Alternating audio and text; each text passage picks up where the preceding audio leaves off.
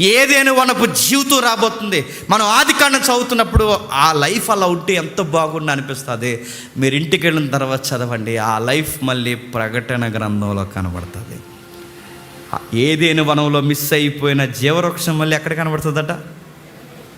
పరదేశులు. అంటే ఆ జీవవృక్షం ఎక్కడని చెప్పండి? పొయిటిక్గా ఆ పరదేశంలో ఉంది. ఆ జీవవృక్ష ఫలాలు మరలా తోట వైభవం, ప్యారడైజ్ అనగా పరదేశ్ అంటే. ప్యారడైజ్ అంటే ఏంటండి?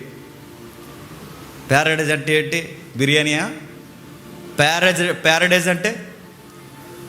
అంటే ఉద్యానవనం అని. అంటే ఏ వనంలో నుంచి అయితే జీవితం పోయిందో చెప్పండి, మళ్ళీ అంతకన్నా వైభవమైన వనములోకి ఒకరోజు మనం చెప్పండి వెళ్ళబోతున్నాం. ఆ లైఫ్ ఎక్కడికి పోలేదు. ఆ లైఫ్ మనకివ్వడానికి ఆయన